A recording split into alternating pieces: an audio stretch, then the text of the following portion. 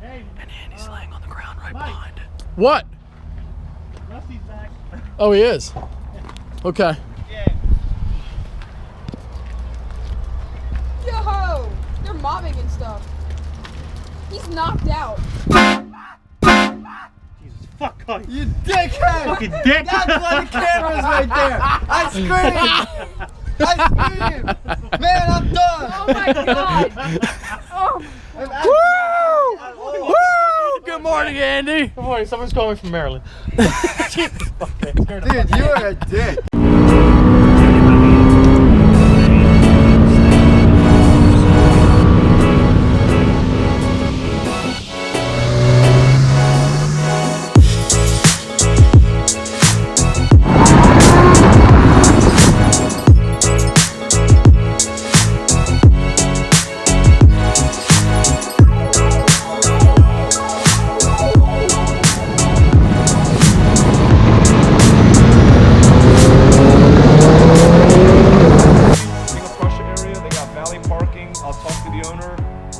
Protected there. We eat, and then I'll talk to the owner about donating the portion of the bill. Do you need to sign anyone? We can't go through a video without a merch plug, so we have all these posters available. All of them are hand signed by me. You can see my signature right there. So this is Pat's wheel close-up, and we got the McLaren over here in front of the garage. Duramax poster is also available on the website in case you guys did not know. We're getting a lot of orders from them. People kind of found it by accident. Let us know if you want a roller of the McLaren. Keep an eye out for that being up on the website. And we have the other ones. Oh, here are the other two. The back angle and the front angle as well. So you guys can choose from any design you want. And they are available now through the next week. Starting out the vlog a little bit different. I was going through my old footage and I was deleting old clips to free up space on the laptop. And I came across that clip and I was like, I have to show this again because that is one of the funniest clips I think I've ever gotten in my entire YouTube career. I mean, Andy was funny too, but especially Max. I mean, that was just so fucking funny and I loved it. And many people did as well. McLaren still has its baby. I'm gonna finish up the video here with a Q&A. Basically, this is going to be the bulk of the video. It was really shitty weather outside. By the way, those are new tires for the C8 Z06. But it was really shitty weather all day and I was doing family stuff, got caught up in a bunch of just random bullshit, but I felt like creating something tonight, so I wanted to at least engage with the community a little bit here and, like I said, do a Q&A. That being said, let's dive right in. So I post up a picture and I tell people to ask their questions below. If you'd like to follow me on Instagram, it's at StreetSpeed717, exactly the same as the YouTube channel. As you can see, there's my page. And that's actually a good picture. That brings up a good point. I took my McLaren off-roading, not really off-roading, but like on a somewhat aggressive like dirt road, and I filmed it. Somehow I lost the footage. Now I do have picture evidence here, so I'm not trying to make up a story. I really did take it in the dirt, and you can see I got a couple pictures up of it, again on the Instagram. But I haven't lost footage in like a year and a half. It's been a long time since I accidentally deleted something, and somehow I lost the footage of me, and it wasn't anything like crazy, but it was funny, it was decent, and I lost it, so fuck me, right? But anyway, let me get back up to the post here, and I will get to the top of the comments. I've got about 3,000 here in the last 49 minutes since posting the picture, and once I get to the top, we will get started. I just passed a good one though. Are you an anti-Ford guy, and what do you think of the new Ford GT? And that is a great question. I get accused of this a lot. People think that I'm anti-Ford. I'm not. I make Ford jokes like any other Chevy guy or a Dodge guy, and if I was a Dodge guy, I would make jokes about Chevy. But I like Fords. I mean, I don't like all their products, same as I don't like all Chevy products, but they make some good stuff, especially the old Raptor and the old GT and the new Raptor. And I really hope the rumors are true because I am going to buy a new Raptor at some point in the pretty near future. And I'm really hoping those rumors about the 7-liter V8 are true because that was one of my biggest complaints about the new Raptor is it comes with the EcoBoost. And I know that the performance is there, I get it, but the problem with the EcoBoost, and this leads right into the GT question, how do I feel about the new Ford GT? I don't need to look at this. So the problem with the EcoBoost is that the performance is there, but the whole eco thing doesn't really work because if you look at the numbers the guys are getting in their trucks and with the Ford GT, the gas mileage is shitty anyway. So why wouldn't you rather have the V8, which, you know, maybe the gas mileage is a little bit worse, but you get all the advantages of a V8, like the noise and the cool factor and everything else. And that's my problem with the GT. For me, I love the Ford GT. I love the 05 GT. That was one of my favorite cars growing up. When that car came out, I was 9 years old, or 10 years old. I was almost 11 when that car came out, and I fucking loved it from the very beginning. And I didn't even know about the original GT, so to me it wasn't even that cool, and then I found out that info, and it got even cooler. So I loved the old GT, but when the new one came out, I had some very big issues with it. So number one, let's focus on the good. I think the car looks fantastic, and the performance numbers, again, are there, just like for the Raptor. But it should have came with a V8. Nobody was really excited about a twin-turbo V6. Nobody wanted that. The car should be a V8. And Ford's whole stance, like, oh, we wanted to prove that we could do it with a twin-turbo V6. Well, no shit. Like, the Nissan GTR has had great performance with a twin-turbo V6 for how long now? Since, like, 2008. I don't think anybody doubted that you could get what you wanted from a twin-turbo V6. It's just nobody wanted that. So that, I think, was really stupid. And, again, the gas mileage thing. So there's not really... The twin-turbo V6 gives you the disadvantages of a V8 without any of the advantages. Should have came with a V8. The price was way too high. It's way too much. Totally not worth it at all. Now, it might be worth it from an investment standpoint, like because the production is so limited. If you buy one for $500K, you may be able to sell it for even more down the road. But from a car standpoint, it's not worth it at all. Like the 720S, and yes, I have my McLaren here, but I'm not a McLaren fanboy. The 720S just blows that car out of the water in every like the 720S just embarrasses that car everywhere, and it's cheaper. 720S is $200,000 cheaper than a GT.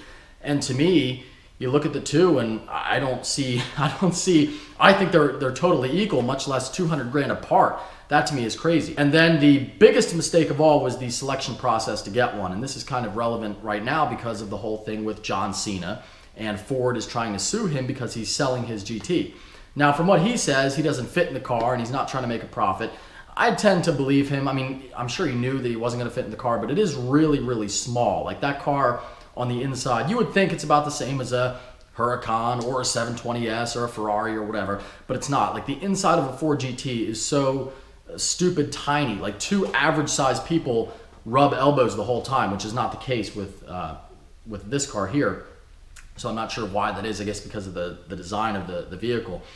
But anyway, he's selling it and Ford wants to sue him, and they're saying, well, you signed a contract that said you wouldn't flip the car, and he's like, well, I just don't want the car. And it's a whole thing. Ultimately, I don't think Ford has a legal standing here. I mean, yes, he signed a contract, but once you sell a product to somebody, you can't dictate what they do with it. And Ford can be like, well, fuck you, we're never giving you another new Ford product again, just like Ferrari and Porsche does. But I don't think you can sue somebody for selling property that is rightfully theirs. I don't see that working, and it shouldn't work, because if it does, that to me is crazy. Because even if it is a legal contract, that should not have a heavier weight than the law, which is, if it's my property, I should be able to do what I want with it. So even if a company makes you sign a legal contract, that shouldn't take precedence over the law of your government, if that makes sense, and what is morally correct. So that's my feeling on the Ford GT. I do like a lot of Ford products, and I'm very excited for the new GT500. Hopefully it's a twin-turbo V8 and not any type of V6. I don't think it will be.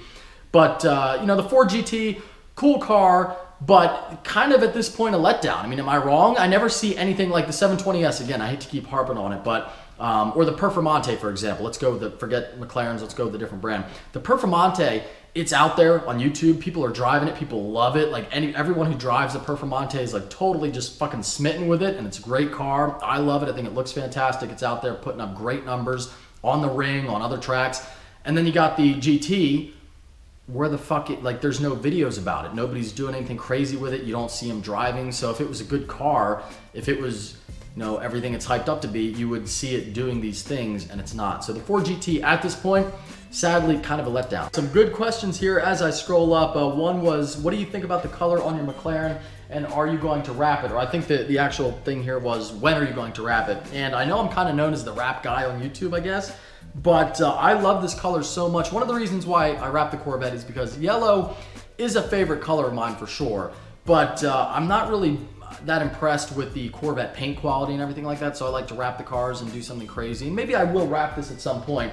But I gotta tell you, having this amazing color, and a color that It's orange, but it changes from time to time. So if it's a sunny day, you get a lot more yellow, and if it's kind of dark, you get like a deeper red. So having this cool of a paint makes me not be in a rush to wrap the car, if that makes sense. And the other one was, oh, that's right, it was, are you selling the McLaren to get the ZR1? And this is a big one. People want to know what my plans are when the ZR1 gets here and what cars am I going to sell. And I thought about it long and hard, and I know originally a couple months ago I said that I wasn't going to have 2 C7 Corvettes. So if I got the ZR1, or when I get the ZR1, I would sell my current C7. But if you think about it, all my cars, even though it's really fucking stupid to have like 3 sports cars at the same time, in my opinion, unless you're just super rich, you know, they all kind of do something different. The 2017 Z06 is a purpose-built drag car. The McLaren is a supercar. You know, you take it out, you don't really modify it. You can do an exhaust and a tune, and that's about it.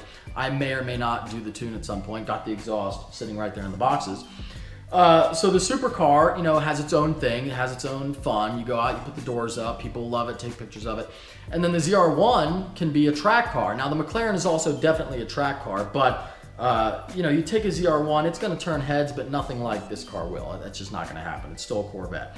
So, you know, all 3 vehicles kind of do something different. So if it's financially feasible for me to do so, now my C7 is paid off. This, of course, is still financed.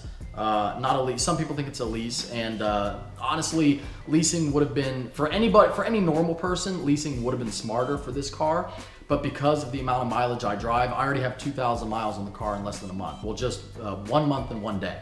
So for me, I can't lease. It just doesn't make sense. I'd get hit with so many penalties, and I want to modify it, which you can return the car to stock, but I just, you know, I'm going to buy this car, and I should be able to pay it off in like a year or 2, something like that, maybe less if YouTube continues to do well. So the current 2017 Z is not costing me anything.